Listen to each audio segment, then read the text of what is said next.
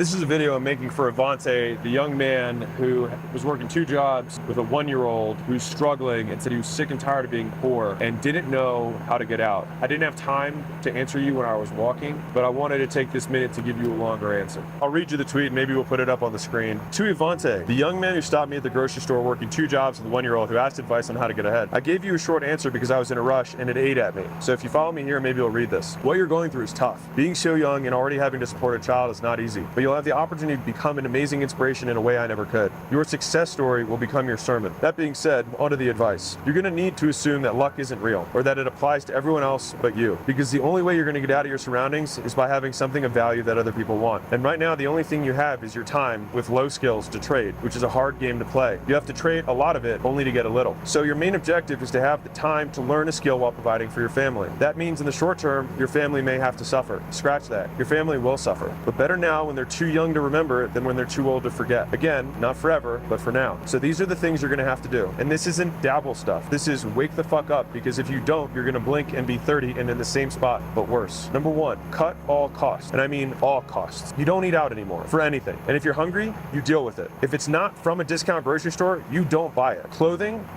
what you've got is everything you need for the next 2 years, period. No exceptions. Reuse, trade, or go to Goodwill. You go to work, you go home, and home is ideally with your family. And when I say family, your folks. And if you don't have folks who have got room or a couch or a basement that you can stay at, the worst case is with another family also trying to make it and save. So it's 6 of you, 8 of you, 10 of you in one spot, all splitting it, all of you contributing. And it's gonna be as cheap as you possibly can. Number 2, increase your income. You're working 2 jobs. Your free time, I want you to spend applying to other jobs closer to what you want to do. He said he didn't like either of the things that he was doing at that time. So any at-home phone sales job has starter roles that require 0 experience to pay $40,000 a year or more. Do that and work your other job in between. If you can't, drive Uber. If you don't have a car, save up until you do. Number 3, the easiest thing to sell is someone else's stuff. So start there. Then learn how to buy stuff for cheap and then flip it. The bigger the thing, the more you make. You go from flipping cards to furniture to home, and the limit never really stops from there on. Final note, I could hear the stress in your voice when you were talking to me about your situation. It sounded like you didn't know what to do. Sadness comes from a lack of options. It's a feeling of hopelessness. But whenever you feel that, I want you to think, this is ignorance, not sadness. It means I don't know enough, and that I can control. You asked me to come work for free, but I have no need for low-skilled labor. But I do have a need for high-skilled beasts. It's why I make the books and the courses and the content everywhere for free. So use those. Then get yourself a high-paying job, and every day apply for higher-paying ones. I recommend sales to start. Then once you get in there, for the love of God, work until your fingers bleed because you have no other option. You have no luck. Nothing is gonna work out for you. You're not gonna catch a break. You're gonna have to make it happen. You're gonna have to force it. You've gotta become undeniable. And the best news is that you can do that in less than a year. So that's my advice. Number 1, cut all your costs, everything. Number 2, work more to make more and apply to better jobs and then learn to sell. 3, start selling more expensive stuff and then eventually sell your own. The game is just trading up over and over and over again. You're just a few trades away from a very different financial situation. So Avante, I wanted to add on top of that, you're in a tough spot, and I think some of the words I probably just said to you might hopefully hit home somewhere.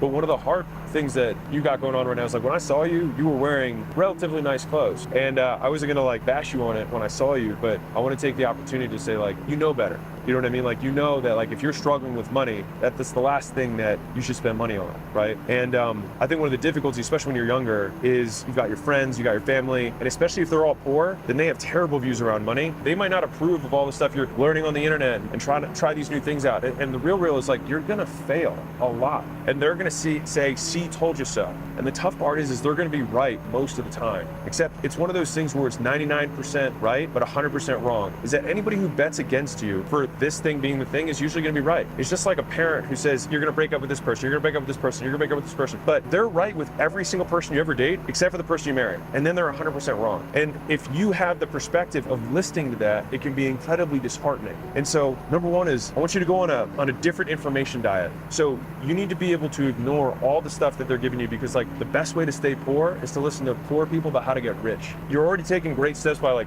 watching content, doing this stuff. Just keep doing more of that. And I'm sure your girl, whoever you have your baby with, that's your world. Like anybody who's not trying to build Avante 2.0 with you doesn't deserve your time, because like right now you have a wallet of money and you got a wallet of minutes, and like every single person you're choosing to pay minutes to or pay dollars to has to earn their keep. And earning their keep in this season of your life is them helping you get to where you want to go. Now, I don't know what you're making in your job. I'm just going to assume the extreme scenario of you're making minimum wage at both jobs and you're working 80 hours doing that. I get it, and I respect the hustle, which is why I'm making this video. You need to get more for your time. And right now, the extra time on top of that 80 is you sleeping and probably spending time with your kid. And what I'm going to say, people in your surroundings will say like, that guy's extreme, or that guy, he's not balanced. And the answer is yes, I am extreme and I am unbalanced. For the season that you're in, I think you should be too. Because the thing is like, if you don't take action on this, 5 years is going to go by and nothing's going to change, because you're not going to get ahead. Like you need to get your head firmly above water, because you probably barely feel like you can keep your head above surface, right? That's where all that stress is coming from. And you don't know what to do. So to get the water lower, you've got to lower your time budget and your money budget. And I want to go really extreme with you. And I'm not telling you to do anything I didn't do, all right? I owned my car in cash, which I think was a $5,000 or $6,000 car. And I slept in a room with another dude in a house that had 6 other people in it, and we all split it. So I wasn't in a terrible neighborhood. I just paid $400 a month in a nice neighborhood because I didn't have my own place. And so I had to split my kitchen, and I had to deal with the fact that 3 of them had dogs and was shit and piss everywhere all the time. It sucked. But you know what would have sucked more? Not being able to have the money to buy the courses and the seminars and the workshops that I was able to attend with the extra that I saved so I could learn my next skills. And so right now, food and shelter is the only thing you spend money on, and you're gonna drop everything else. And you're gonna drop those expenses to the greatest degree possible. And either your girl is working, and if she's working, then you can have childcare. If she's not working to take care of the kid, then you need to say, listen, sweetie, like I gotta do this for us right now. And so like you're putting your sacrifice in, which is you're sacrificing your career so you can be with the kid. I need to sacrifice the kid right now so I can have the career, so that together as a family we're balanced rather than the individual. So there's 2 levels of balance I want you to think about. One is the macro, which is like you can be balanced over your lifespan. When you're retired, you'll have more time. You can go to Europe, you can do whatever the other stuff is, right? And also you can be balanced in a family unit. Your wife might spend more time with the kid than she does in her career, but you're gonna spend more time in your career than you do with the kid for now. Cut out the people who are taking your time. Easy way to see this is like, if the people in your life don't have bigger dreams for you than you do, ignore all of their advice. Let's just ignore them entirely. And I know that that's simple to say and hard to do, but you're in a hard situation. And I think the question is whether you can be harder than your circumstances right now. And you have to be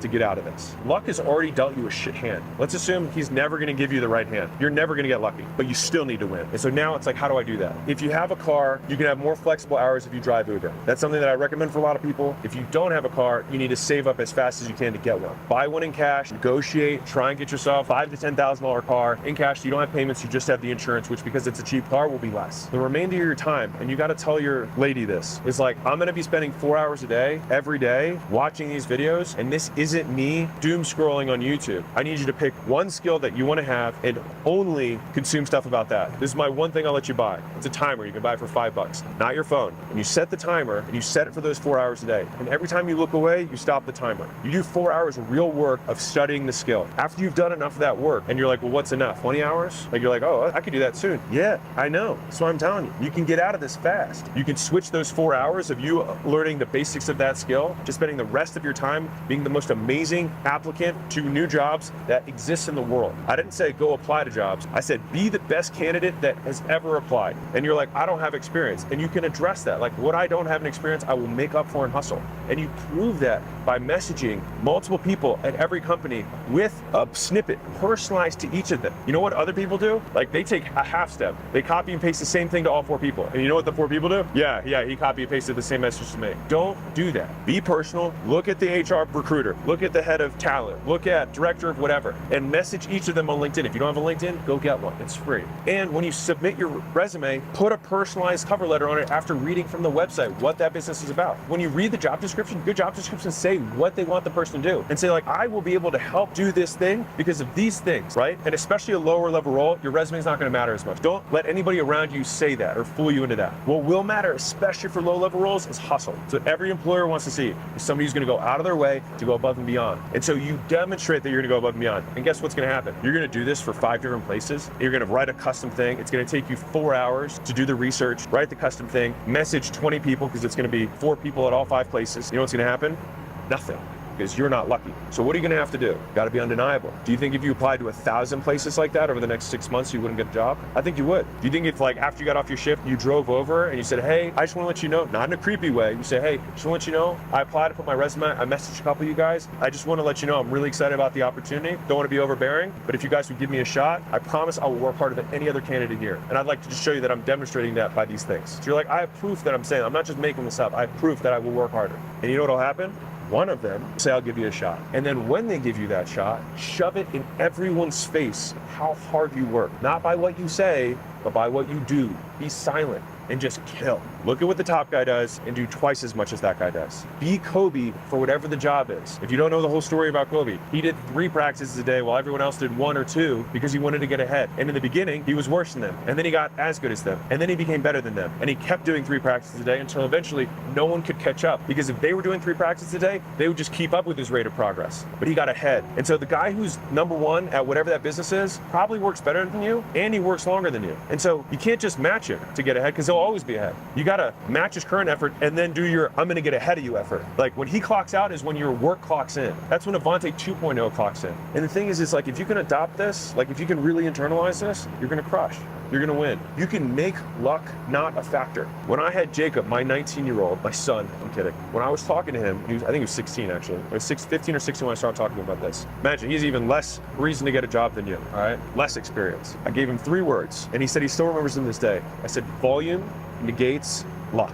If you need to put it on the back of your phones as a reminder to yourself. Because in the beginning, the volume you're gonna do is the timer of you watching the videos and taking the notes and watching the videos, learning the lingo, learning the language so that when you get into an interview, you know what to say. And then reps is gonna be watching mock interviews on YouTube, watching people who are hiring experts talk about the best ways to present. Watch some of Layla's videos about how to interview correctly. You do that stuff, you'll put yourself ahead of other people. Volume. Okay, cool. Now you're like, okay, but I'm not getting interviews. Volume negates luck. Crank the timer. Start doing the reps. 1 a day, 2 a day, 3 a day, 4 a day, 5 a day, 6 a day, 10 a day, every single day. You're like, wait, that's 40 messages that are personalized and 10 cover letters. Yep, that'll probably take about 4 hours. And then what do you do tomorrow? Set the timer, you do it again. Next day, you set the timer, you do it again. What do you do the next day? You set the timer, you do it fucking again. And you keep doing it. And on the ones that you really, really like, you drive over there after you get off your shift, you stop by and just say, hey, I'm Avante. I'm really excited about the opportunity. I think I can help. I applied. If you got a couple messages from me, I promise I'm not a weirdo. I just did it because I wanted to stick out from the rest of the pile. Because I know you guys, I'm sure, for an opportunity as good as this, you probably got a lot of people who are interested. I just will promise you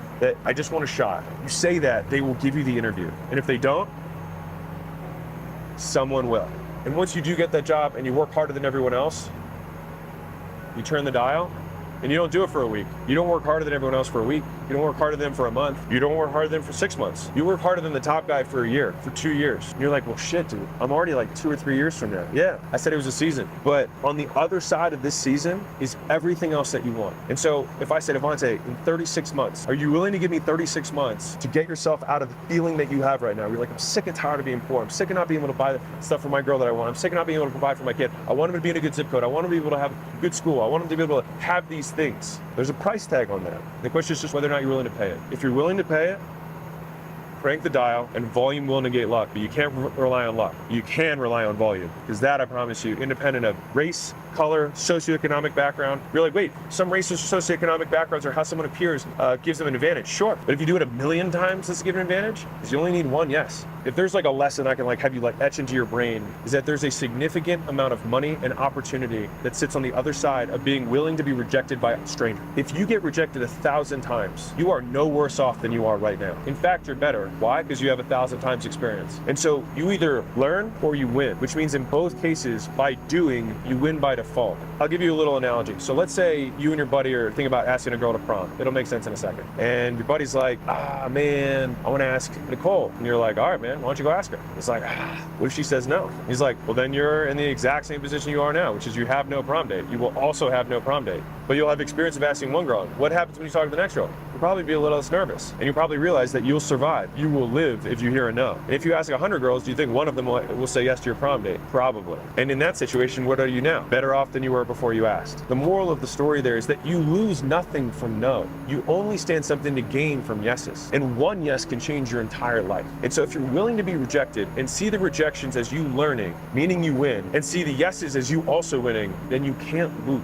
And everybody else around you who's poor is going to convince you otherwise. They're going to be like, why are you still doing this? Man, stop bothering those people. Man, you're never going to get the job. Man, you need to readjust your expectations. Set your goals lower. Hey, that stuff's not for us, right? They're going to tell you those things. Because the thing is that you have something that I do not have and that many people won't have, is that you have a hard fucking beginning. You have a harder and bigger monster to slay. But the bigger the monster, the more epic the hero. And so these are the stories that you're going to someday tell. And these are going to be the sermons that you're going to be able to give to other Avantes in the future. If you can't even muster the willingness to fail for yourself, be willing to fail for your kid, for the story that you're going to tell them. And be willing to fail for the 1,000 other Avantes that you'll be able to someday tell your story to, so they can get out of their situation. So I didn't have time to say that, but hopefully I give you a couple more minutes that give you a little more context. I think I can speak confidently for all of Hormozi Nation. We're all rooting for you. For a long time, I lived tired. Tired of working without seeing results, of running all day and still feeling stuck in the same place.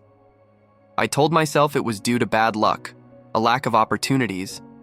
But the truth is, I simply didn't know what really lifted people out of poverty. It was by listening to Alex Hormozi that I began to understand that poverty isn't just a financial condition. It's a mental prison. It's the place where you believe you have no choices, when in reality, you always do.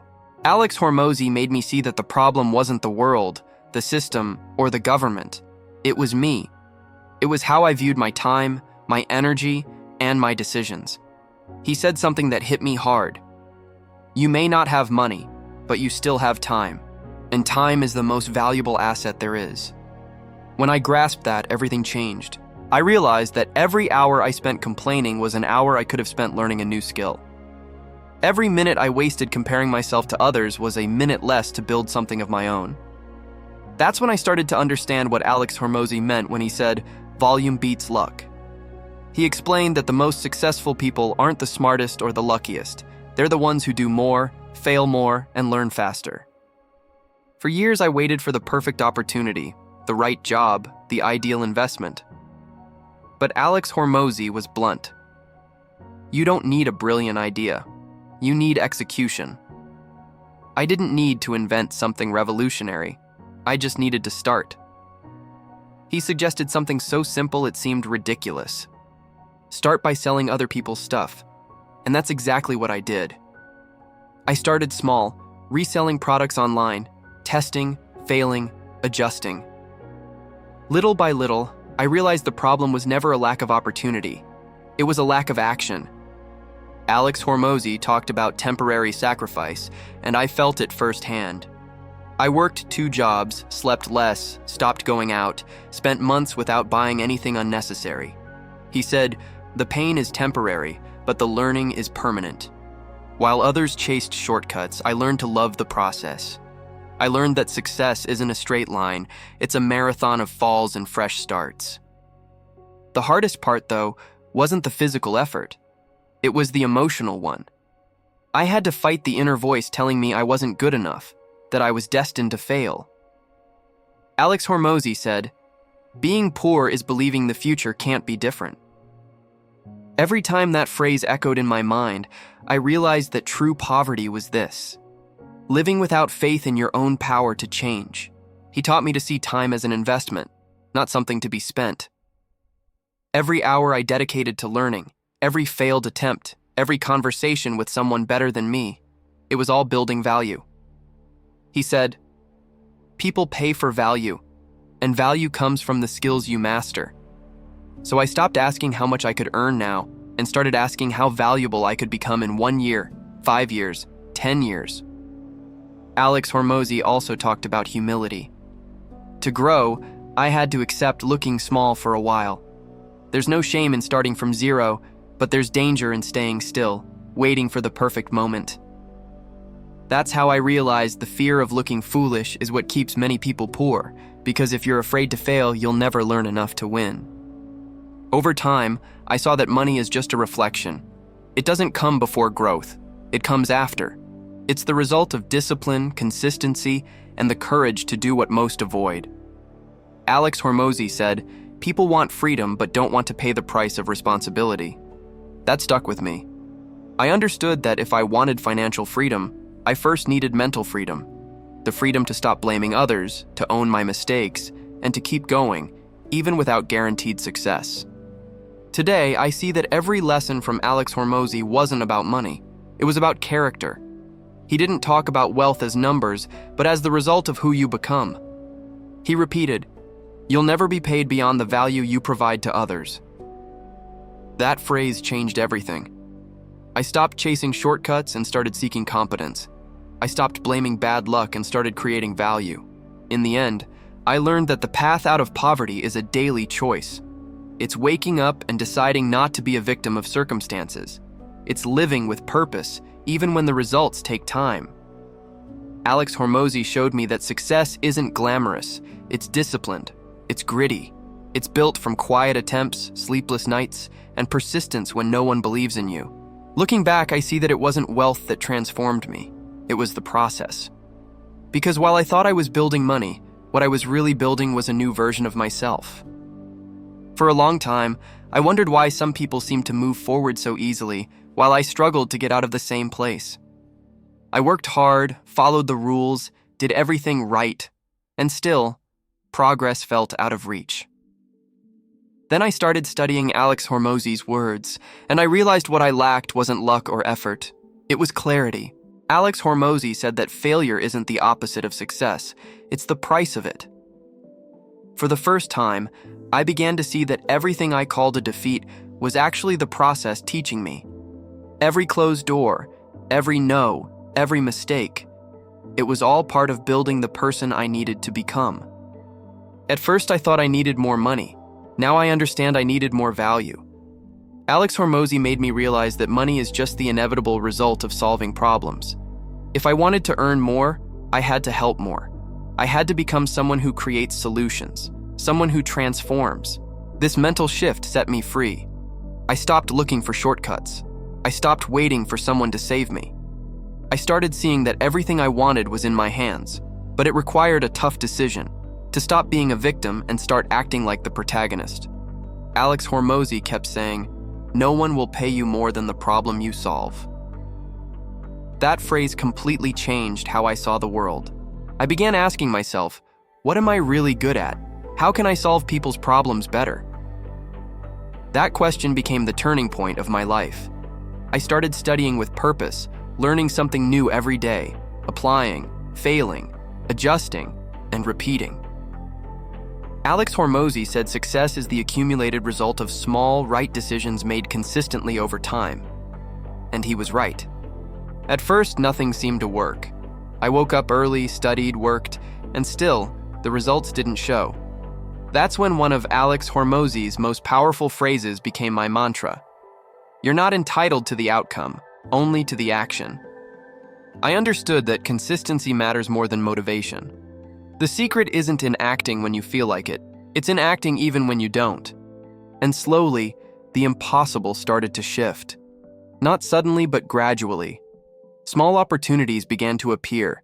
People started noticing my effort, and my self-confidence grew. Alex Hormozi said, "True confidence doesn't come from positive thinking. It comes from evidence." You believe in yourself when you look back and see what you've been capable of. I learned that success isn't about showing off. It's about freedom. It's about waking up in the morning and deciding what to do with your time. It's about not being a slave to fear, bills, or other people's opinions. Alex Hormozi always emphasized that freedom is the luxury of choice, and that freedom only comes to those who discipline themselves first. There were many moments when I wanted to give up. The journey is lonely. People don't understand when you decide to change. They'll laugh, they'll doubt, they'll call you a dreamer. And Alex Hormozi spoke to this. People won't understand what you're doing until they see the results. And when they do, they'll say you got lucky. I learned not to seek approval, but to seek growth. The biggest enemy wasn't failure, it was comfort.